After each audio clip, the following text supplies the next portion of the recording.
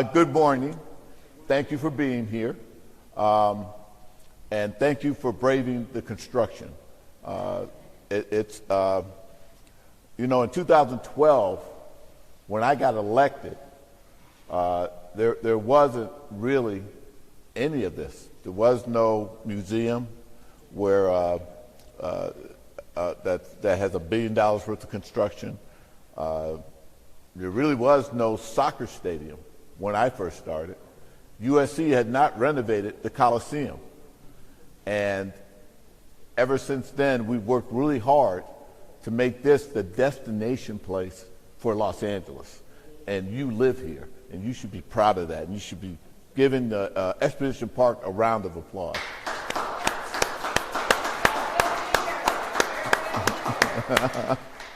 So I'm going to go ahead and begin, kind of give you a state of what we've been doing. I am middle-sized Reggie. That's skinny Reggie up there. That was in the heat of the campaign in 2020. I lost a whole lot of weight.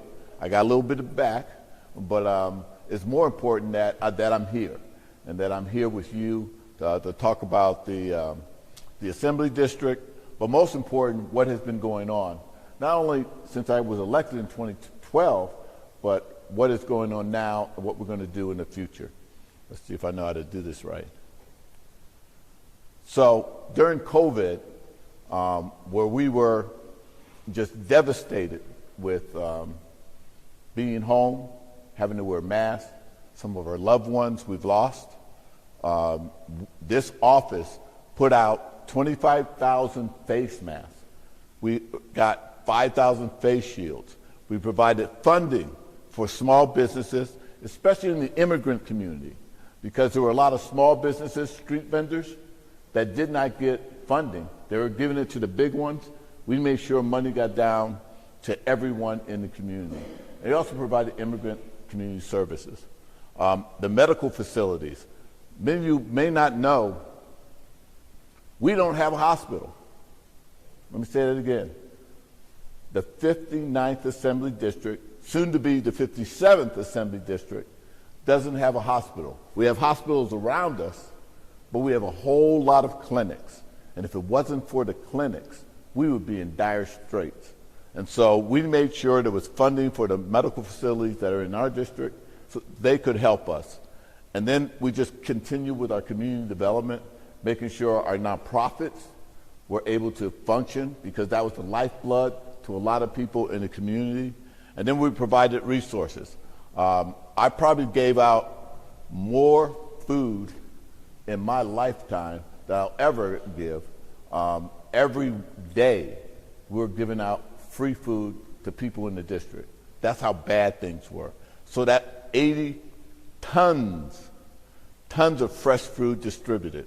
And we also hosted several vaccination and testing sites. So if I talk a little funny, before I probably should, it's because I got new teeth. So anybody that's ever had implants, I have implants. There we go. Raise your hand if you got implants.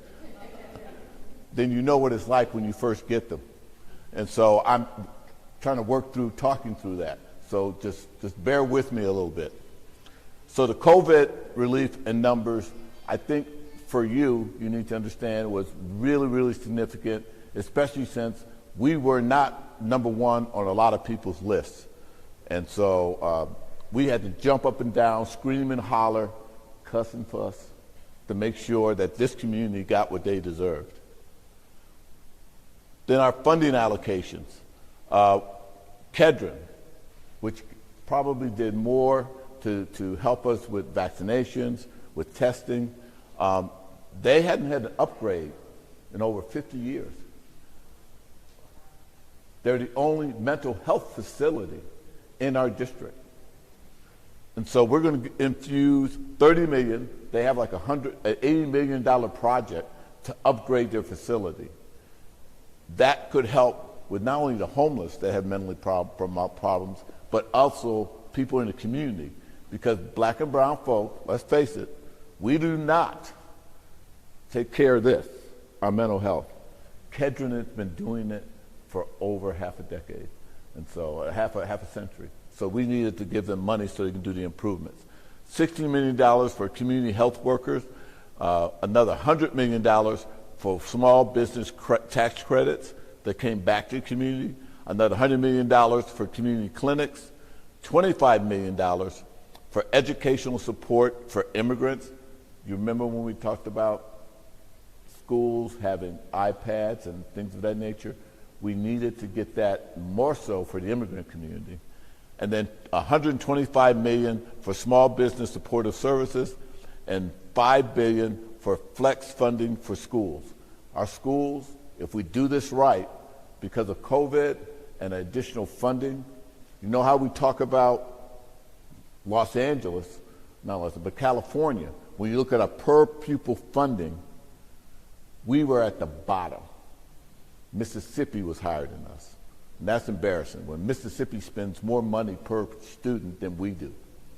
After this year, with the budget surpluses, if we do this right, according to our education experts, we could climb all the way to maybe even being in the top 10 of school funding, which we haven't been that way in decades and decades. That deserves a round of applause for your kids, that they're going to get funding. Now, this is my favorite chart. We've been arguing about this chart all day, but this is my favorite chart. So, let me see if I got this thing working right. This is a pointer. So from here, 2002, 4, 6, 8, 10, 12, when I got elected, we had budget deficits, continual budget deficits. Then in 2013, when I was on the budget team, we had a small deficit, but ever since then, we've either broken even or we've had budget surpluses. Every year, it's been going up, up, up. I know that says $50 billion, but I'm hearing conservative numbers is closer to $98 billion in budget surpluses. To put this in context, when I told Karen Bass about it, she got mad. I said, why are you mad? Because when we had $80 billion in surplus, she said, my whole budget when I was speaker was $80 billion. You got $80 billion above paying your bills. And what we did is, what did I mess up? Okay, I hit something wrong. Now I hit something else wrong. Now we have, she only had $80 billion. We have $80 billion above that. And so we paid off the debt that we had during these years. Let's see if I do. Because we had to take out loans to keep us afloat. We were able to pay those off, and then we started a rainy day fund. And the rainy day fund, we never thought we would reach that goal of $30 to $50 billion. We now have extra money to even go beyond that. We need to figure out a way, because it's going to rain. I know we're in California, but one day it's going to rain, and we got to have that extra money so we can cushion some of that. And so I call this, from this period to this period, we call that BR, before Reggie. This period to this period, AR, after Reggie. So we're in good financial standing right now.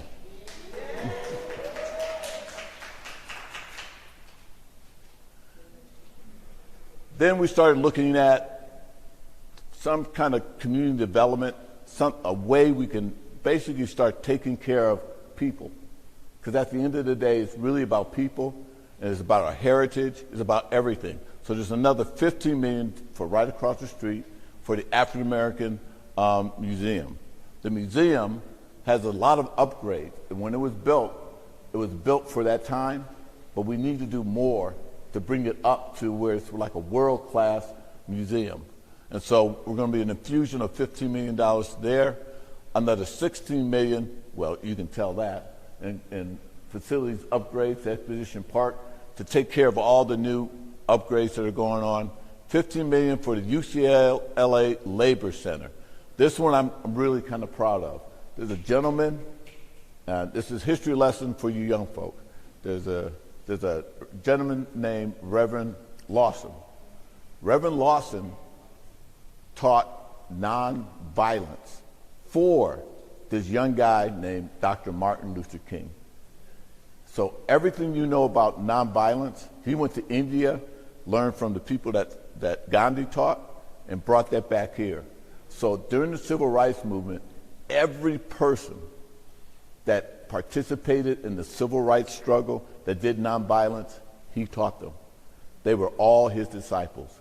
He's now 92 years young, and so we named the UCLA Labor Center after him because of the work that Martin Luther King did with the sanitation workers the day he got killed, because that's where he was there in Memphis to help the sanitation workers. And so we're going to have $15 million in renovations, but most important, it will be called the Reverend Lawson Labor Center, and it will be renamed after him. That deserves a round of applause, because his work has been phenomenal. And then $8 million to support the Debbie Allen Dance Academy in South LA.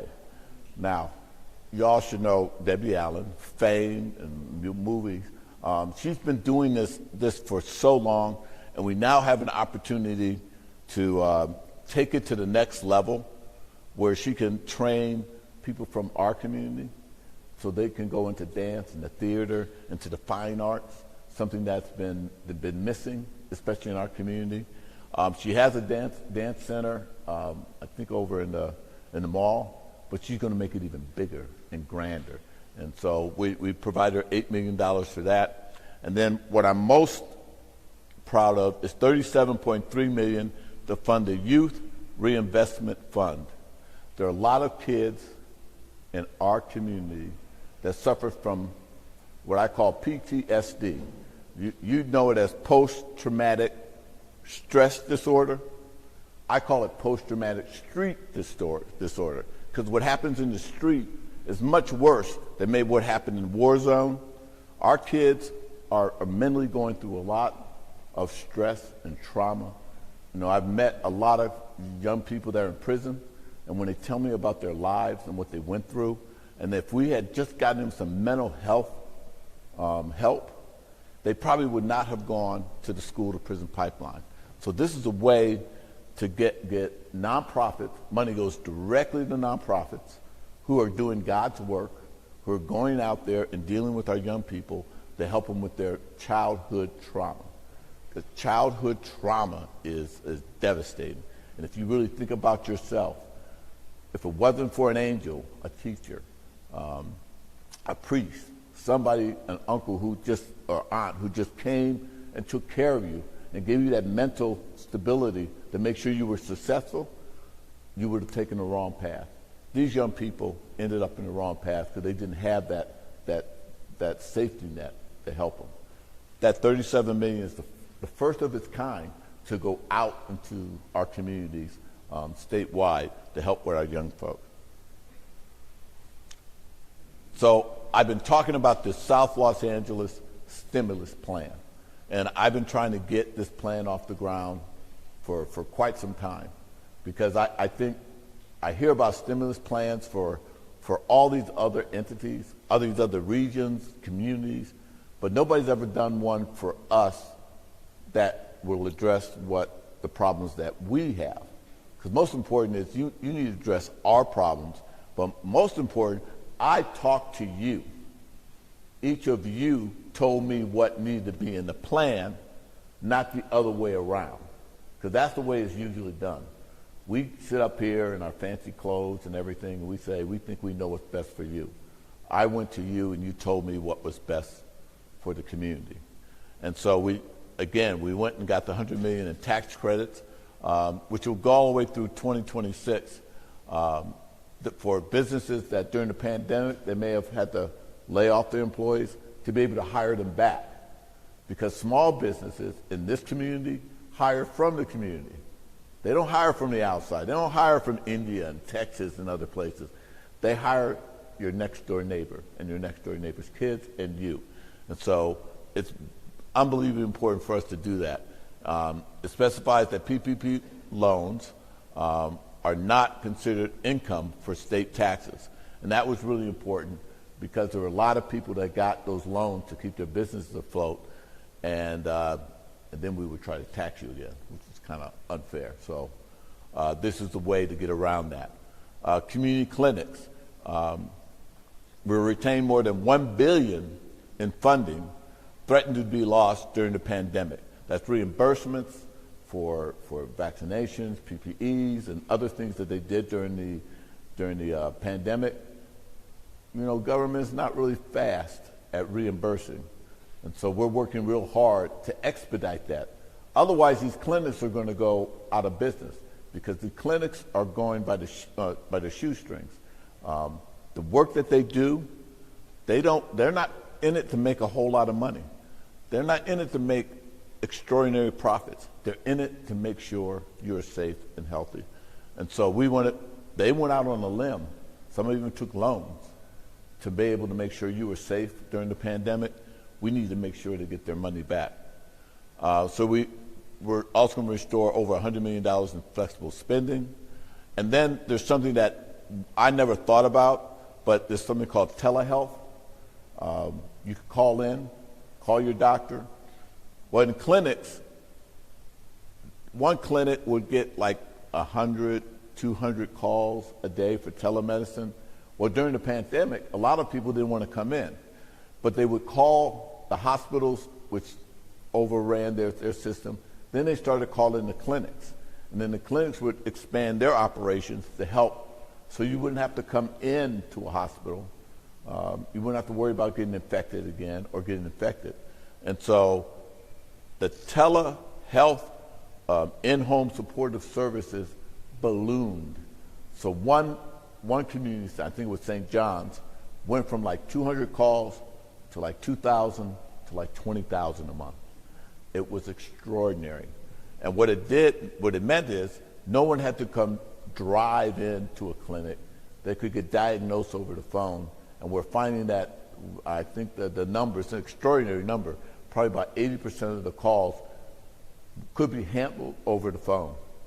And that means there wasn't a backlog in the hospitals and in the clinics, and people could be able to treat themselves at home. And they weren't getting reimbursed for that. And so we had to struggle with making sure they got reimbursed for that. It had never been done before. And so now it is official. They can now be reimbursed. Additional stimulus funds for undocumented individuals. $10 million for micro grants for entrepreneurial training to undocumented individuals. As we all know, without any money, we have these street vendors that are out there they don't have a business degree, but they understand accounts receivable, payable. They do marketing. They can keep the inventory in their head, and they have a thriving business on the street. These grants and the training will help them expand and then hopefully come into the system. Obviously, I want the taxes, but most important, they'll be able to expand and hopefully grow into a major corporation one day. $15 million in financial aid for undocumented students at UC, CSU, and community colleges. There's another full Medi-Cal coverage for undocumented individuals over 65. I'm over 65. May not be undocumented, I'm over 65. And anybody that's over 65, you know, we need everything we can to make sure that our health is taken care of. And I will tell you, you know, that the body starts breaking down when you get over 65. It ain't easy getting old. And so we need to provide all the care we can. Retains funding for programs to provide training and mentorship for future deportation defense attorneys. So we need to make sure the new attorneys that come in, that they want to go into that field of immigration law. Retains funding for Dolores Huerta-sponsored civic engagement initiative that takes students from low-income rural and urban communities and teaches civic participation, governance, and community leadership. Basically what we're doing is we're going to the rural parts of our state, finding the best of the best, finding probably our young Cesar Chavezes that are in these rural areas, teaching them how to be civic-minded, but most important, how to be leaders. Let me say leaders in their community so they can take care of their community. and provides ongoing funding for immigrant and legal services. And then we have EITC for undocumented individuals, extends the EITC to undocumented individuals with children under the age of 6, benefits up to 46,000 tax filers. Again, that's more money back to taxpayers. Community banking support for small businesses, $100 million for iBank support for small businesses administered by community development associations, $25 million for iBank first loss programs, and then authorizes iBank to develop programs to small business access to capital. Again, one of the complaints that a lot of us have is we don't have access to capital. And these are the iBanks that are in our community that are there to help provide that. And then fund LA school operations, probably most important, absolutely no cuts to local control funding for schools.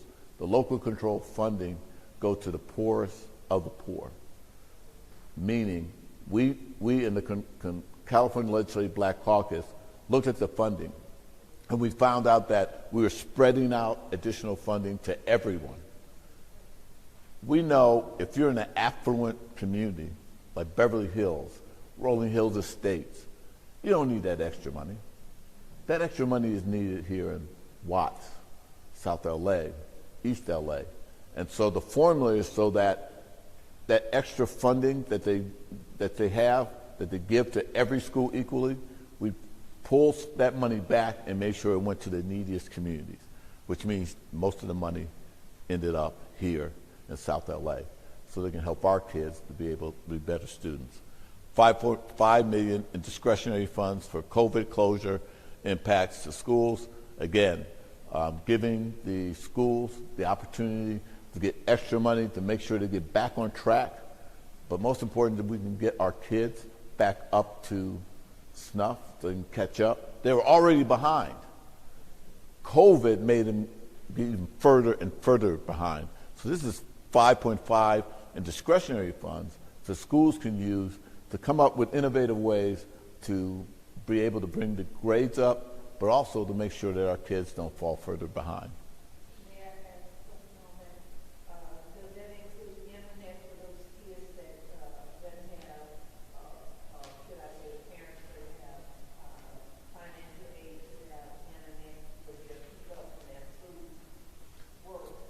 So it's a multi-answer, and I'm not avoiding it, and I'm not blaming another group, but I've had conversations, for example, with AT&T. Our high-speed internet in our area, there's a technical word for it, and it's in government. It's called "it sucks." If you gave everybody an iPad, our ability to have high speed here is not good. And we've asked the major companies that are involved in that to upgrade our area. They'll put fiber in an area where they believe people can afford it and not here because they don't think we will buy it and afford it. And if you know anything about African Americans, Latinos, we buy. Okay, that's not going to be a problem. We will buy it. If you give it to us, we'll buy it. And so we're pushing really hard from the Assembly side and the Senate side to have them start putting fiber and cable and making sure we have high-speed internet equal to the more affluent areas. And so that's part of the problem. Because when we did give iPads to people in their homes, they also may have been in older facilities. Like this facility is old as heck. And it used to be an armory to keep weapons. The internet in here is terrible. Okay, so a lot of us live in homes or apartments that were built back in the day where the internet is a problem too. And so we've got to overcome that. And so it's not just LAU, I'm not trying to let LAUSD off the hook. It's not just their problem. it's our infrastructure problem. We've got to beef that up for us here so to make it easier. I'm for a free internet for all, if you quite frankly, that no matter where you go, whether you go to a supermarket, you go to a coffee shop, you go anywhere, you should be able to have access to free Wi-Fi. And so I think the legislature is working on that. Obviously, there are people pushing back. There's a lot of money in that Wi-Fi. But there's innovative ways where they can make money and we can make sure that everybody has access to internet. So to answer your question, we're working on it, and we've got to do better.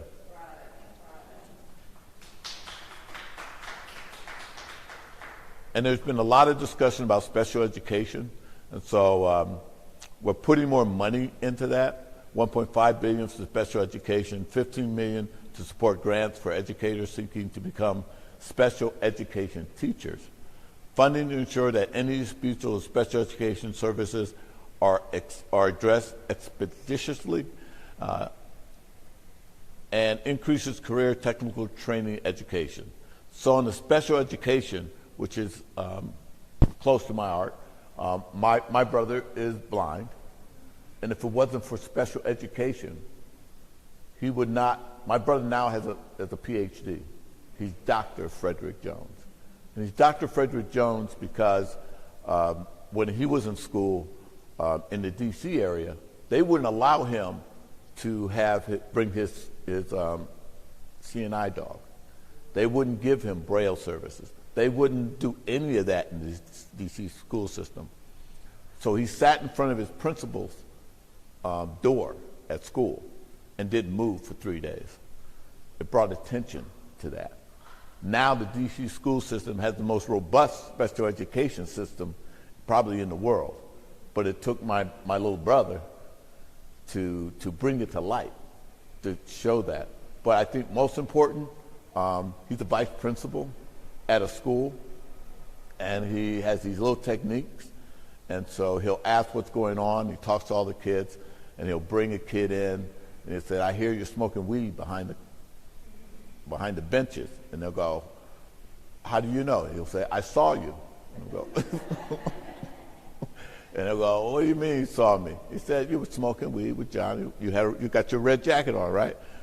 And he's like, he doesn't realize my brother would talk to the other people and get them to snitch, and he'd remember all that.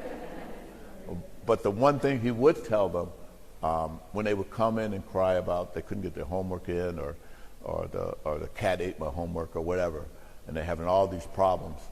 And my brother would say, "I know you think your life is tough, but we can change places. I'm blind and I made it. You have no disabilities. You can make it." And it would just shut these young kids down and make them realize that if you provide them with whatever they need, they can make it. And so that's why it's really important to me that we provide special needs and special education so that we can do better. And then I'm a big proponent of career technical education, and we need to figure that out. The unions are on board. Career technical training is like becoming a carpenter, electrician, plumber. Everybody doesn't have to go to college, okay? Let's be honest, okay? And so there's probably plumbers right now making more money than I ever made. And there's a group called underwater welders that start at over $100,000 a year. And so there are other careers that young people can take that those of us that are in our 60s remember there were shop classes. You know, you had wood shop, you went to auto shop, you went to all the different trades, carpentry, everything. And when you got out, you got a job. So if we could connect the unions with those jobs and that training at the high school level, then when they get out, the ones that don't want to go to college, they'll get out with a career. Not just a job, but a career that will keep them and keep their families moving on. So that one is really important to me. No disrespect to the academics, but not everybody needs to go to college.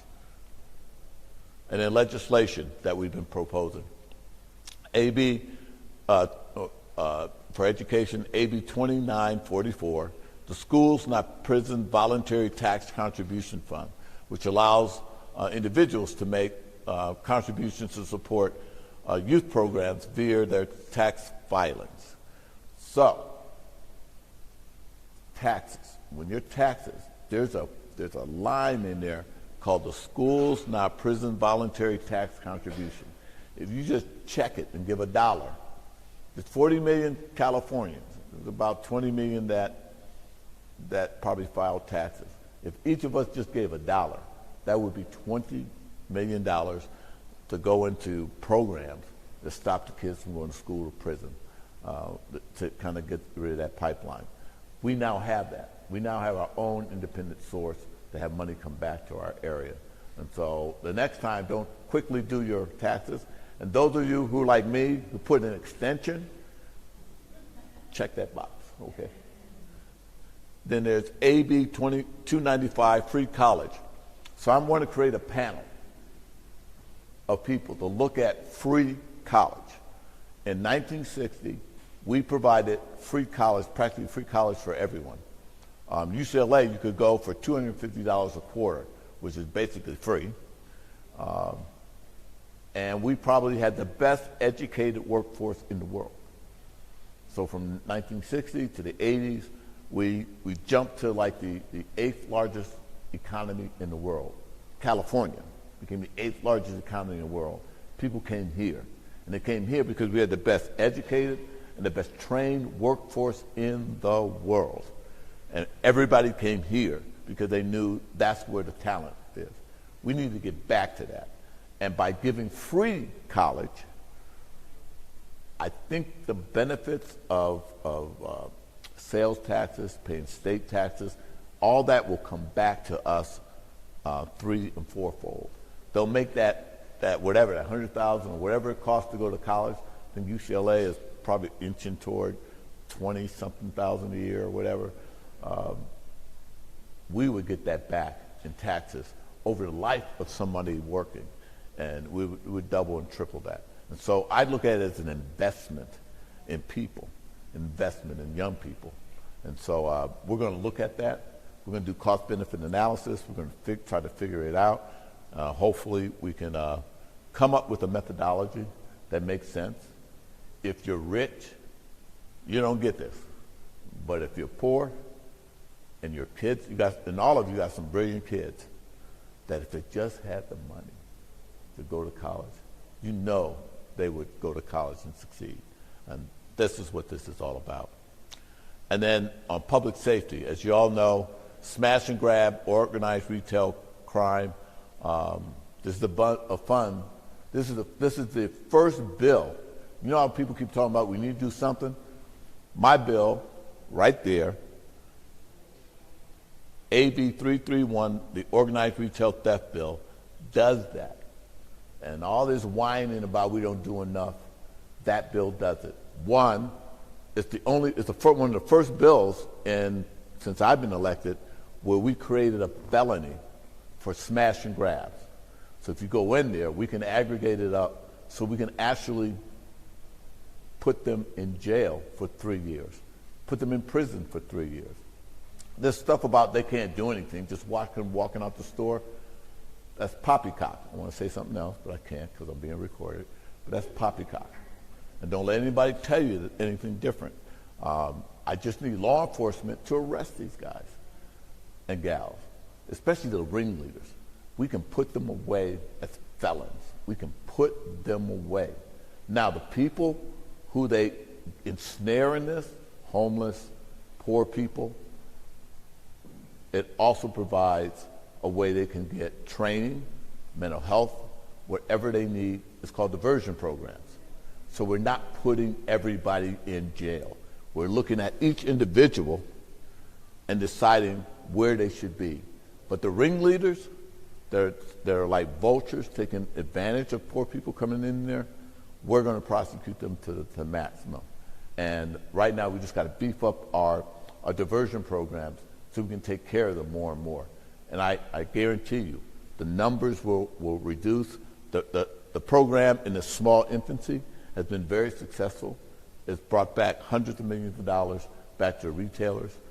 We just need to expand it even more so. And then the second part, AB 2294, it allows law enforcement to make arrests on site if it is determined an individual participated in this. It just reaffirms that. And then finally, for public safety, I don't know if a lot of you have seen, it's the Karen Act. It's fines and jail time for 911 offenders who falsely report crimes based on a person's color, creed, sexual orientation, nationality, or place of origin. Basically, you had white women calling in. They see African Americans having a picnic or Latinos having a picnic, and then calling in and say they're criminals. And then have the police show up and then try to arrest them. And so they didn't do anything, but because they're Karens, they're able to make that claim. And sometimes it's had some disastrous results where people could actually get hurt, harmed, or lose their life. This makes it a fine for filing those false 911 calls because you're tying up the 911 operator. And so this act is now will be enforced from this day forward. And then legislation, police reform, AB 89, the Peace Officers Education and Age Conditions for Employment Act, the Peace Act. One, we increase, if you want to be a cop, or if your kids want to be a cop, we increase the age to 21. Look, you and I know giving an 18-year-old a badge, a gun, and a license to kill is a problem. All you women know, giving some man a gun, a badge, and a license to kill, men don't mature until like 25 or 30. And so you know personally, age makes a difference. Maturity makes a difference. And so we increase the age. The other thing, we're requiring them to get some type of college degree which looks at all the factors you need, cultural relevance, understanding de-escalation, a little psychology, social work, understanding mental health that people may have, that we just don't throw some 18-year-old out on the street and then they have to make these important decisions on whether or not I charge you with a misdemeanor or a felony. That means your life could be totally changed if they did it wrong. You want somebody that actually is smart enough, wise enough to be able to make that. So it's age and making sure they're mentally able to do that, but most important, that they're able to interpret the laws correctly. AB 2221 ensures that incarcerated youth aren't kept in solitary confinement for excessive amounts of time and have access to necessary services. I'm being fought on this by probation officers because they want to confine a young kid in a cell for 4 hours. I'm trying to reduce it down to 1. It came out of the probes, and they said it was going to be 2, but it's a lot better than 4. But as I told the probation officers, would you lock your own kid up in a closet for 4 hours? I don't have to say more. And even then, you would go in and check on them every once in a while. You would make sure they're fed, they go to the bathroom, they get water. You just don't leave them in there. And so we're going to continue to work with them because even at the 2 hour, we need to make sure they got counseling, social work, mental health, all of that has to be done. De-escalation has to be done. Otherwise, these kids, we're going to have more mental trauma for being enclosed in that space. Then AB 750, an accountability transparency bill that punishes officers who provide false statements to another officer who writes a police report. And so this lady and I are partners together in the police force.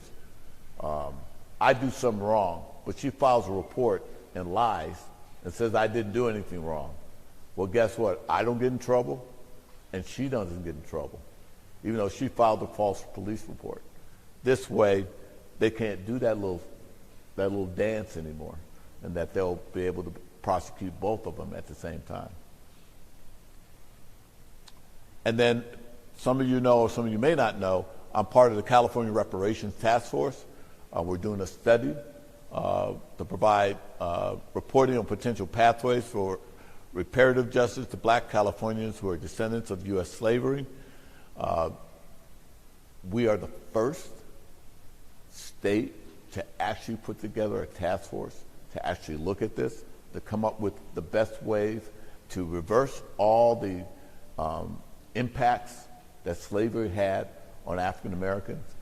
We're looking at everything: education, housing, employment, anything you can think of.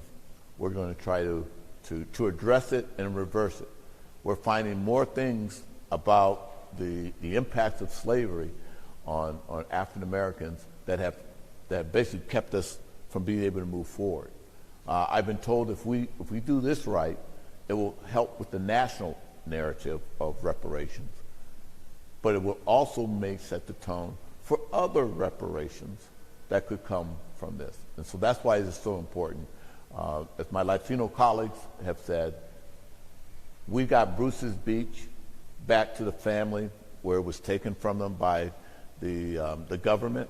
They wanted to start a black resort back in the day, and it was very successful. They eminent domained it.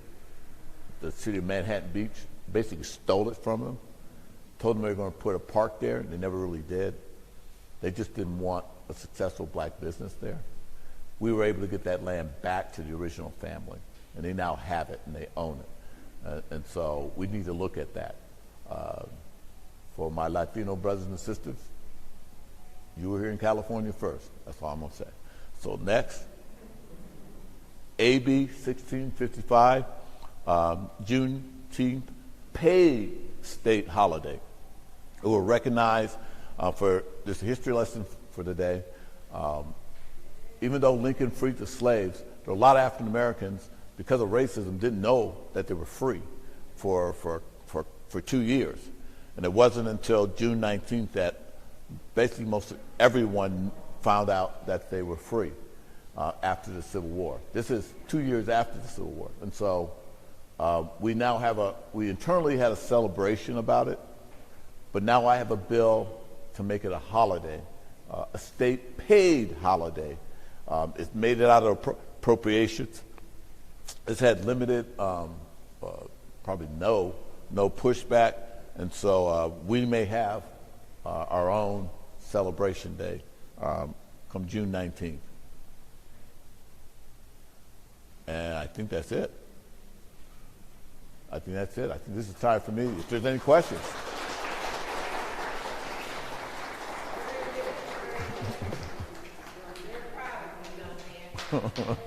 That's Granny.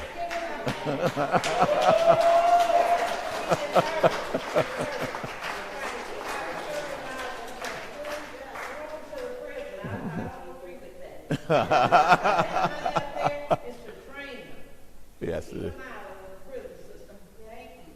I'll remember that. So whenever I kind of go astray, my first call I get, so you know who keeps me in line. Hi.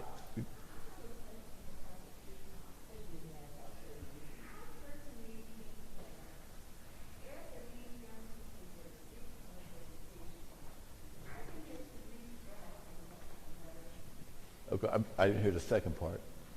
They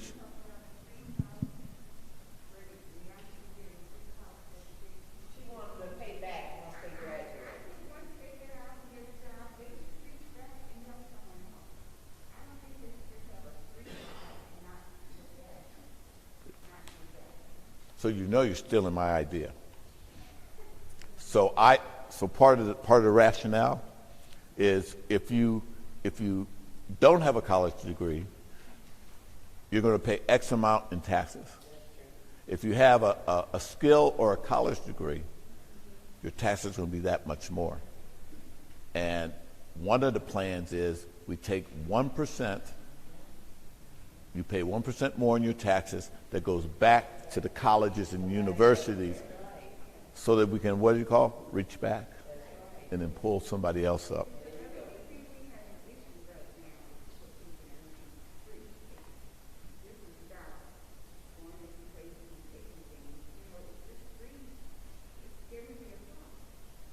But part of it too, we want to teach young people that you've got to give back, that you're standing on other people's shoulders. And the reason that you got from here to here is somebody reached back and pulled you up. Guess what? Your job is now to go back and pull somebody else up. So that's part of the study of how we can put that in people's mind. I graduated from USC. They have an unbelievable endowment system. They rake in billions and billions of dollars because the alumni, even though they're helping other rich alumni, but they do believe putting money in to pull back other rich alumni is good. Why can't we do that with us, to pull back and pull people up and pull another person up? We need to do more of that. UCLA is starting to do some of that. They had a pretty good campaign, but the Cal State's not that good, or even the community colleges. They could have the same program that when someone gets out, we look at the delta in between what they would have made making minimum wage and what they're making now, and then take a little extra 1% because they got that scholarship, took that 1%, and then put it into a fund that we just live off the interest. Again, we don't spend all the money. That's another trick we got to learn. We could self-fund this if we started taxing people and then put it into some kind of trust fund that's getting interest, and we do it right. We probably could build a system where we could actually self-finance the whole system, or at least take a lot of the cost off.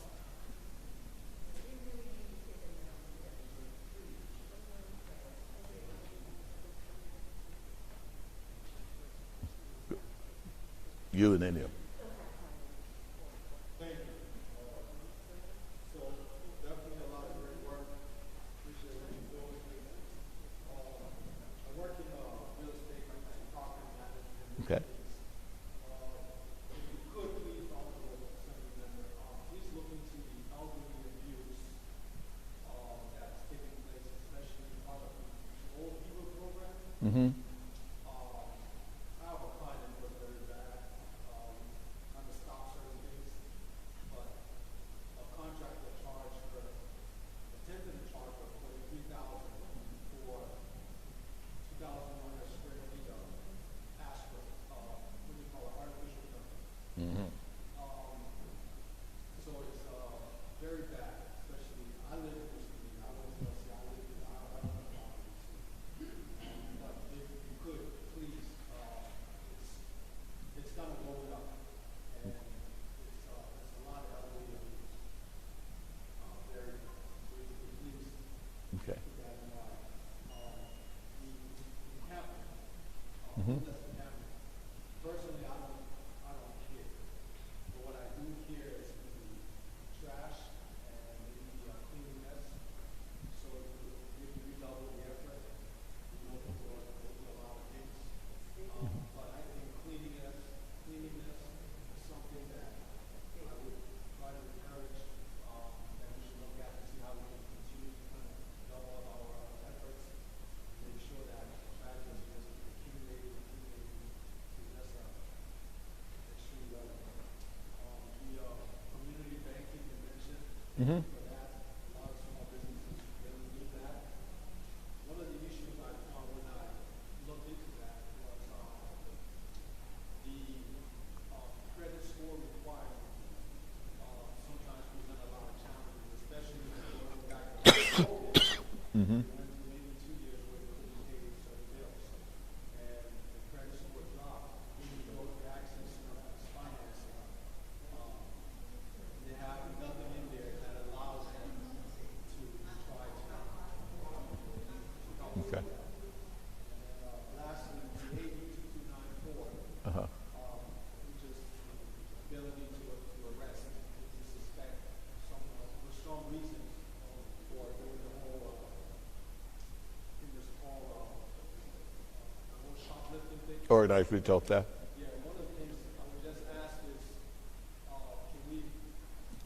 can we please just make sure that we don't want to have incidents where the police force attempts to arrest and it turns violent, where we have a shooting or anything like that.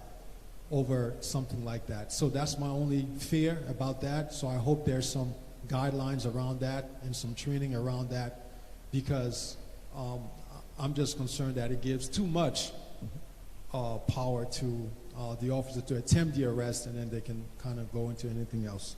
So once again, thank you, and I hope I didn't take up too much of your time. So the senior problem is a real one, and there's a committee that's looking at that right now. Not only abuse, financial abuse, but also elderly abuse. We're looking at both of it. The scams that are going around on seniors, it's terrible. I mean, someone could lose their home.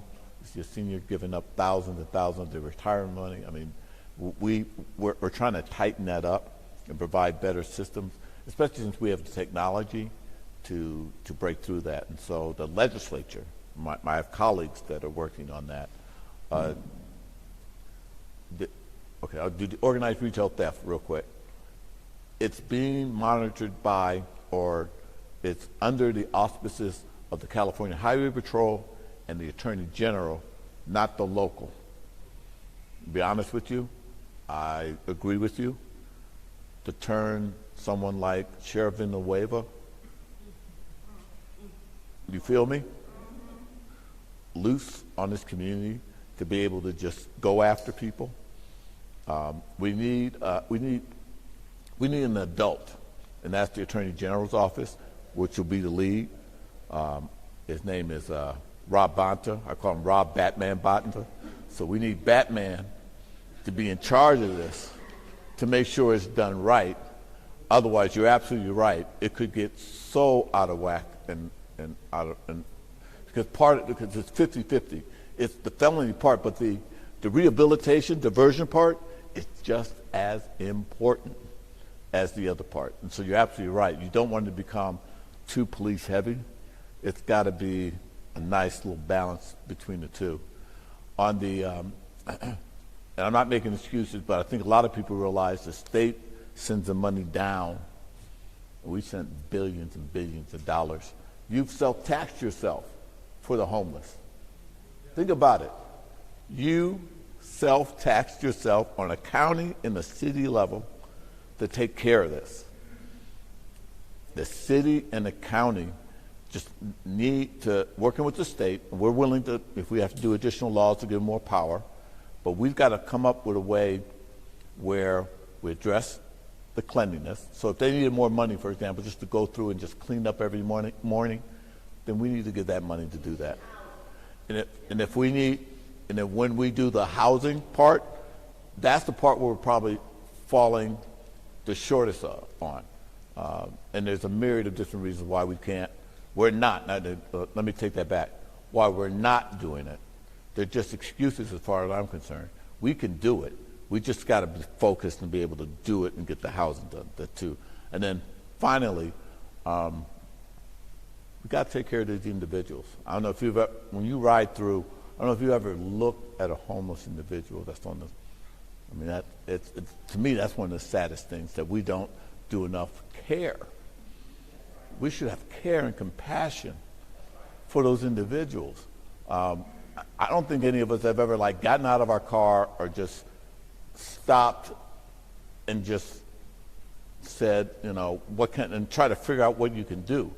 I got more people who give a damn about their dog than they do a homeless person. And so we've got to have a heart, and we've got to say these people have some mental challenges, some drug challenges, but they can be helped and cured if we had the infrastructure. That includes housing. But if we had the infrastructure to handle that, we haven't beefed that up. We keep beefing up the criminal justice side. We got to push that down a bit and beef up the other side. And we need to make it an emergency. We might need to call it a national disaster emergency, and then just everybody just put all our efforts into doing that, and then find the nonprofits that have been successful at getting homeless people off the street. Not to reinvent the wheel, just figure out what they're doing. My friend here from the Conservation Corps will tell you, he's taking a bunch of kids off the street, giving them jobs, and they're here now. And they probably would be somewhere else if it wasn't for the job or being able to do something. And so there are successful programs. We're just not tapping into them in an effective way. Probably the most important thing, we need a homeless czar.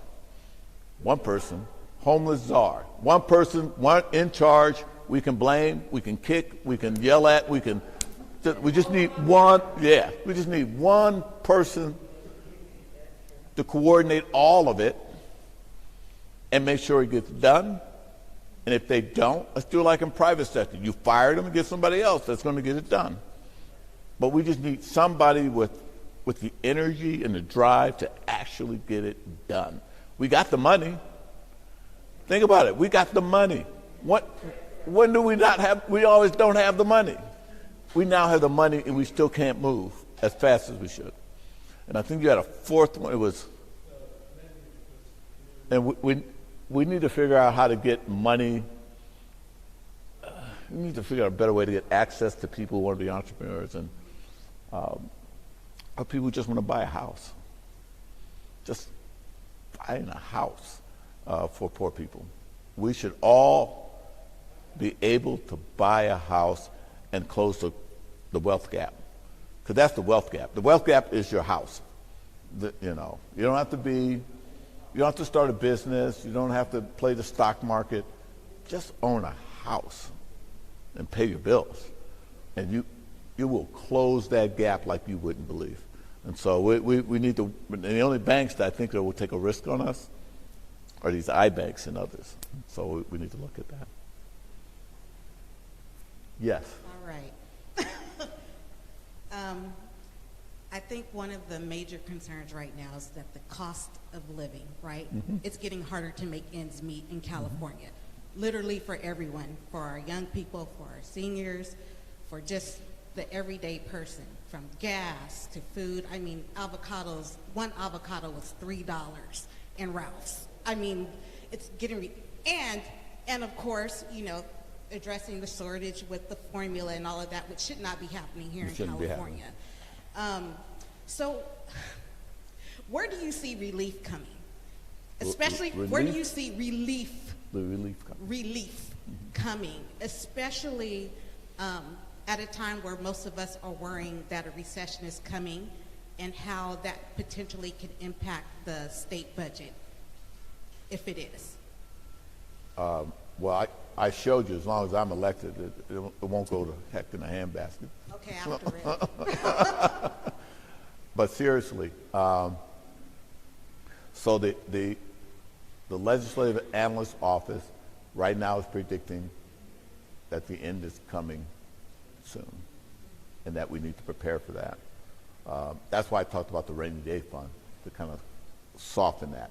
So that's one measure just to soften the programs that you all have and enjoy, so we're not cutting those, which further exacerbate everybody's plight.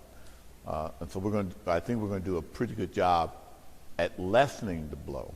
We don't know what the size of the deficit will be, if and when it comes. Two, I believe in investing in people is the best way to stop a recession. It's the best way you can curb inflation. It's the best way you can make sure communities are safe and they stay together. It is a job. If everybody's employed, if everybody is supply and demand, if everybody is buying something, it reduces kind of the price. So we've got to look at some of those models. But most important, we've got to get, there seems to be a lot, for example, I'm getting conflicting information. For example, there seems to be a lot of information that says there are a lot of jobs. There are a lot of vacant jobs. Now, is the problem that they're minimum wage jobs that are not worth anything? Or is it a problem that the jobs aren't, I'll use the word thrilling enough, not career-oriented, not something you want to do? But we've got to bridge that gap. Yes, we've raised the minimum wage, but we got to get people employed and doing stuff. We also got to make sure we help businesses as best we can, and make sure businesses help people. And so we've got to step back from our traditional way of doing things. It shouldn't be labor versus business, because one can't do anything without the other, and we've got to understand that. And we're not doing that. The international stuff we can't help, but we need to control the things we can control, which is looking at stabilizing our markets, because that might also help the rest of the world. But America's got to stabilize and come together economically to be able to do that. I also think we need, as a group, South LA, we need financial literacy. We really do need, we may need it in the school, but we got to teach some folk. My grandmother was a Depression baby. My grandmother used to say some things to me about, I don't know if she had money underneath the mattress, but she'd buy a used car in a minute before she bought a new one.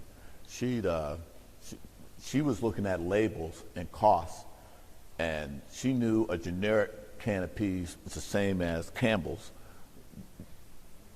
and why spend the extra $1 to buy that?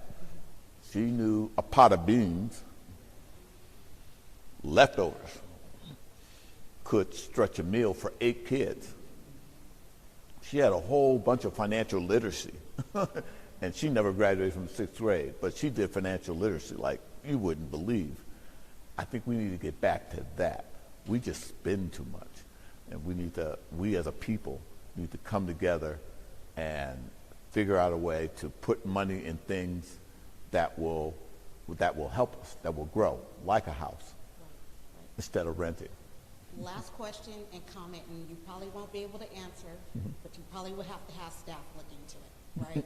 So many of us, like myself, that provides housing subsidies or work with young people to find housing by way of Section 8 or any other subsidies that may be coming in, are starting, and it's not just us in the young people sector, but it's all, us in the housing sector who are currently receiving some form of subsidies to assist people to get into housing.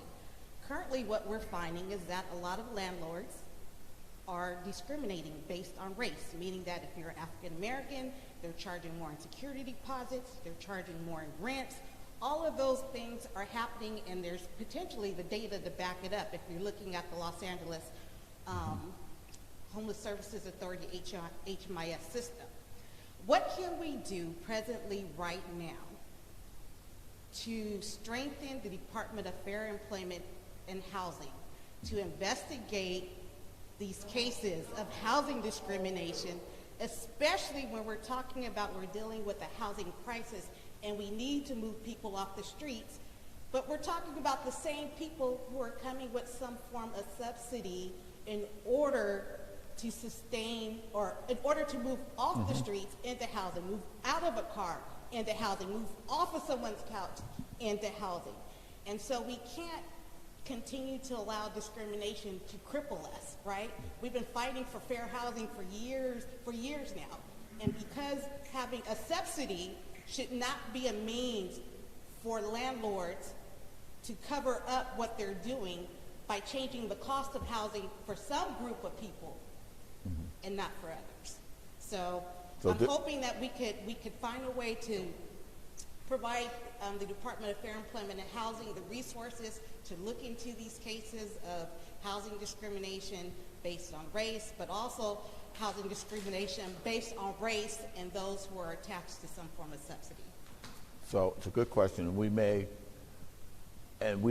ask for that. When I say we, the legislature may ask for that because of, I'll give you 2 examples.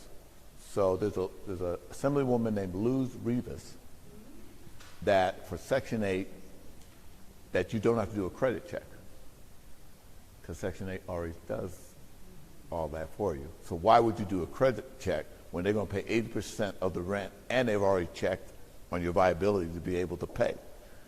But landlords are doing that and then using that to discriminate against. So she wants to eliminate that altogether.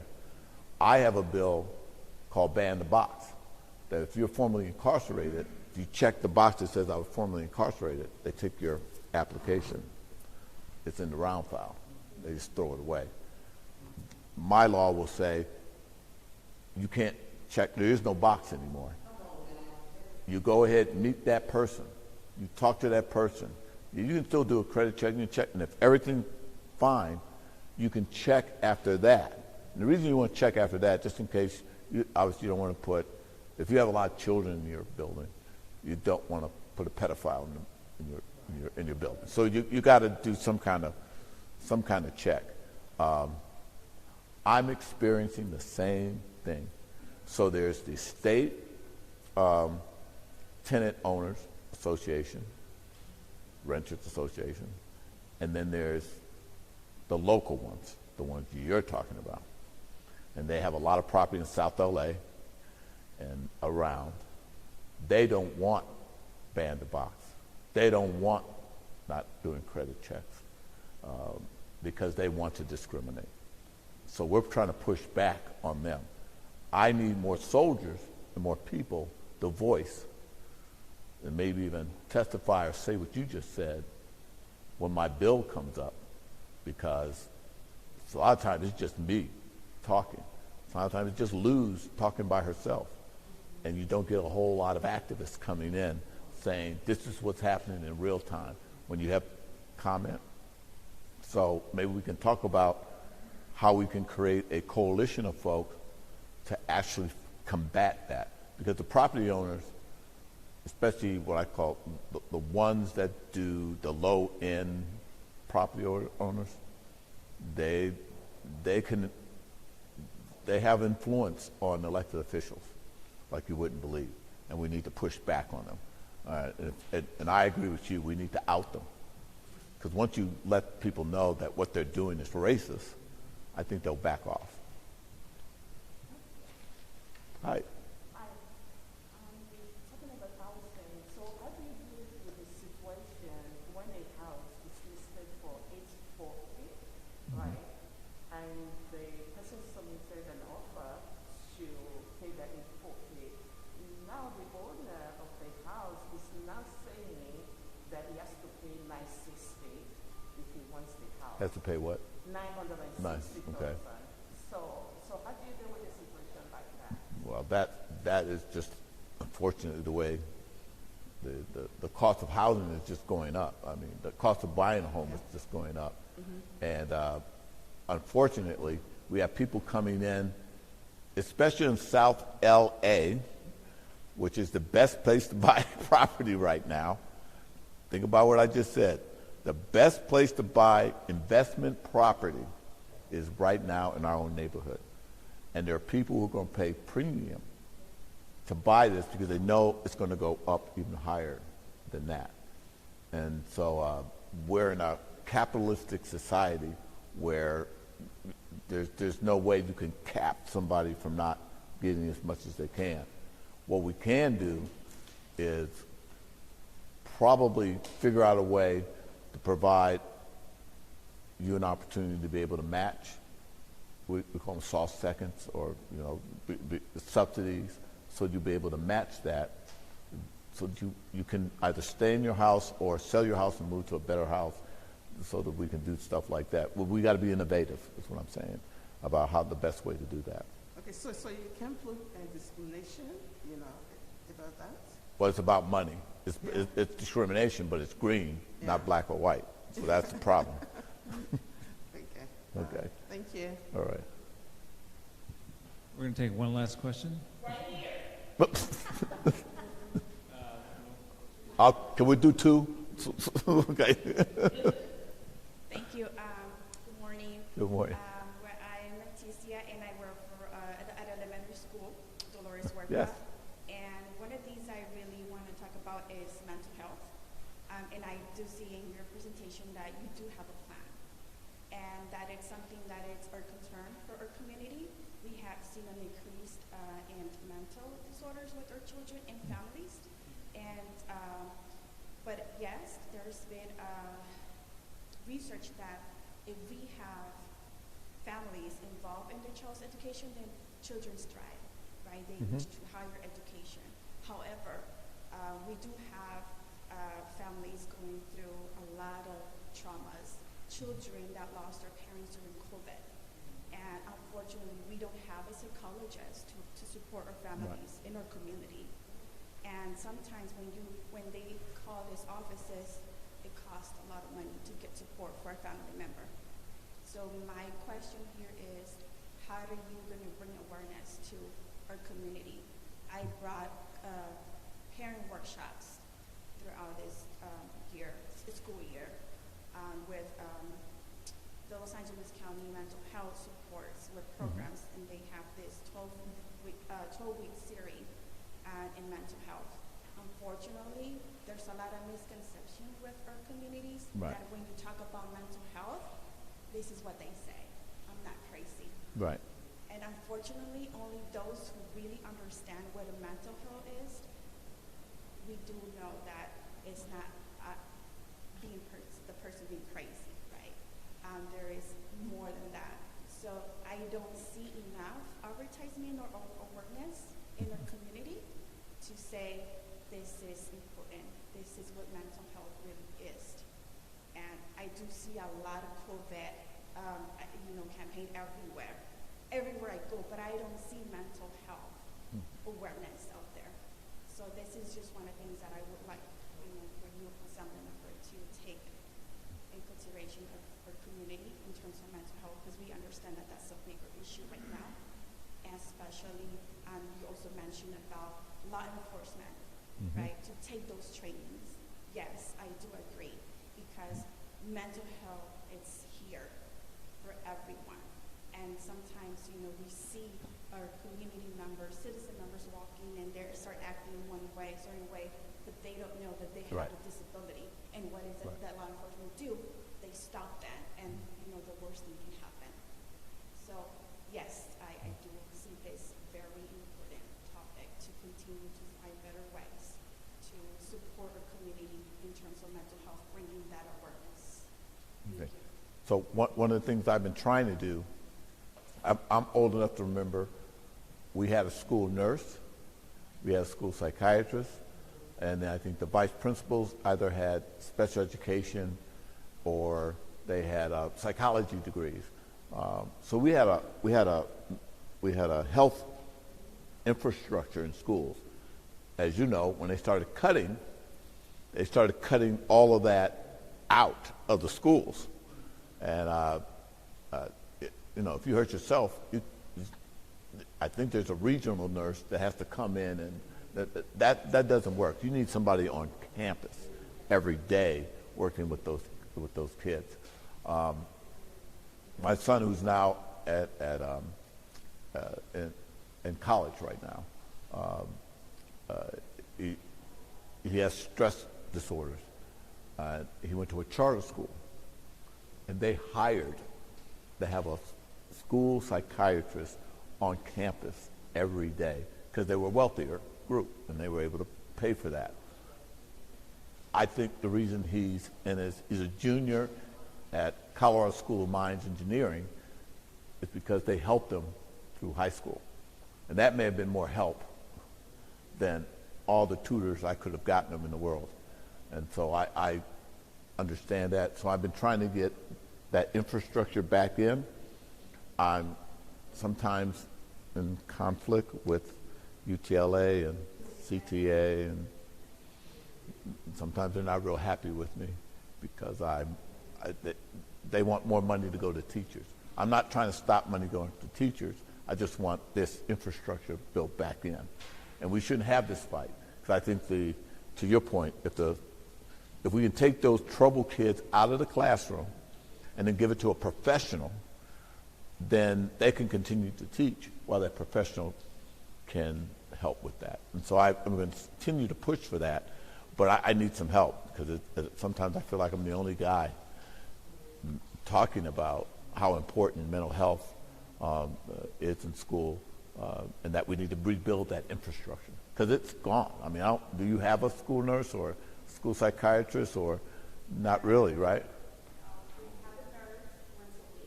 That's what I'm saying. Once a week, not cutting it.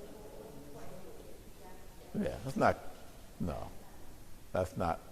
That's not helpful. All right. Well, maybe we can work together to figure it out.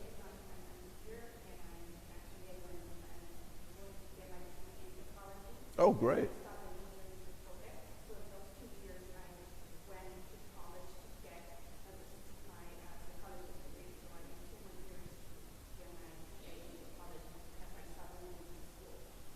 Okay.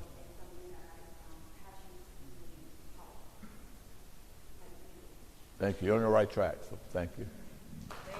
Ms. Housing Yeah, Lady. one last question, but before we get to that last question, anybody who has a parking ticket, if you can see the young lady up front and give her the last 6 digits of that parking ticket, she'll validate you.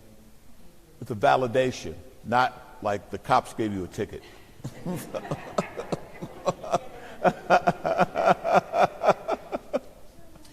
Good morning, Assembly Member. Good morning. I actually filled in the bubble this morning on my ballot. I just thought that I would let everyone know that, and I hope that you are filling in your bubbles too, for our very own Assembly Member Reggie Jones Sawyer. But I know that that's not why we're here. Right. And so I can appreciate the presentation in which you have given. And then I also appreciate a lot of what you stated. And so in reference to what she was talking about, I think that it's really important that when we're talking about those with mental health challenges, that we are really clear about how funding actually happens, and that it's usually more tailored toward those with serious mental illness, which is great. But then there are those of us, such as myself, with mild to moderate. And some of the programs in which used to exist, like cognitive behavioral therapy, that could actually support and help me from going back to jail, or services that could help me stay housed, is critical. The other was, I thought you said something that was really interesting about this czar. And I mean, I would applaud you and stand up and hopefully I could say something to drop the mic. Because the truth of the matter is, I think that as you are stating it, that it's really the responsibility of each and every one of us that are sitting in this room to listen, to research, and not just not care about the people in the encampments, but care about the trash around them. But it's really important to recognize that we have a humanitarian crisis. And that if you go back in time and really think about it, we didn't always have homelessness all across our streets and cities, right? The other is that I experienced 21 years of my life homeless, and I have been housed for over 20 years. So do the math on that. So the crisis that we're in right now is something that's been going on for a very, very long time. It has just exacerbated. It's gotten worse. The County of Los Angeles recently did supported the 7 recommendations from what they call the Blue Ribbon Commission on Homelessness. I'm certain that you are aware of that, where they're looking at doing this county structure. I'm wondering if the state, federal, and local level government are really having conversations together in order to really create this czar, as you called it, so to speak, that could actually address and really begin to have conversations around ending homelessness. And the last thing I'll say is about the bills in which you put forth. I am so impressed. I want you to know that I'm truly, truly impressed. And I'm impressed with the work in which you have done. I've seen it, and I've seen it by way of other agencies benefiting and how it has changed the lives of those in which they are serving. And that's how I applaud you and acknowledge your work. However, I'm curious to know if you, as a, elected official, how are you working closely with those with lived experience to really have in-depth conversations as laws are being created? And again, I want to thank you, and I'm going to ask everybody in this room that if you are here in support of my assembly member, Reggie Jones Sawyer, that you go home and that you make a few phone calls, because just because the ballot look like it look, that don't make us safe. You understand what I'm saying? There's always some trickery. Somebody came to my house trying to get a signature to, you understand what I'm saying? And listen, and they're not even on the ballot, but they were walking around and all they needed was a certain amount of signatures. Now that clock may have stopped. I may be ignorant about that because I don't follow that closely, right? But I think that it's an excellent point to educate and inform people, because that's my experience. So I love you. You don't know me, but I've loved you for a long time, and I just want you to know that. Thank you.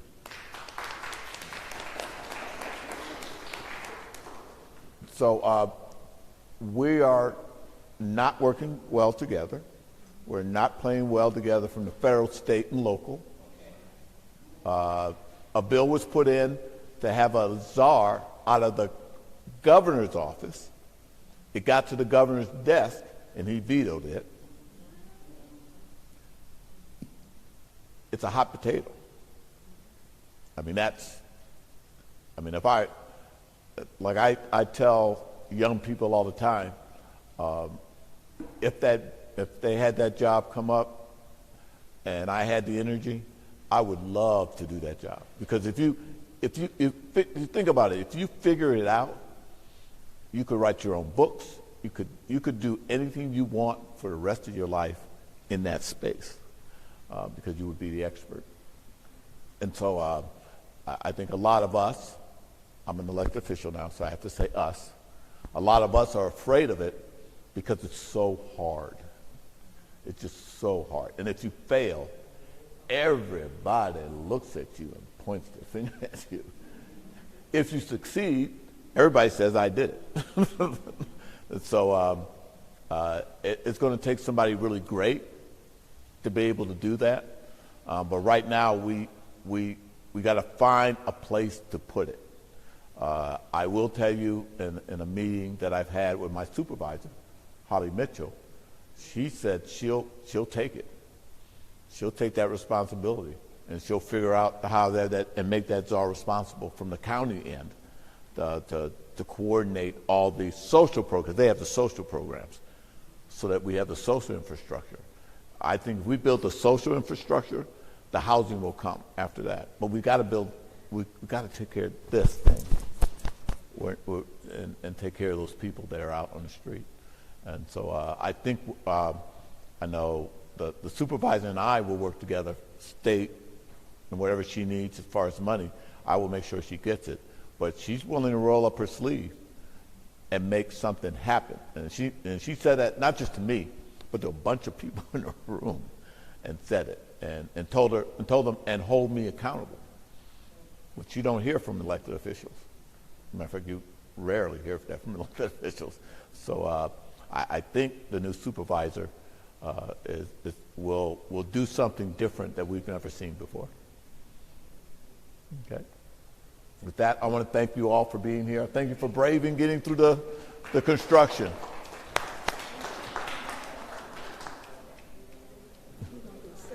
Oh, okay.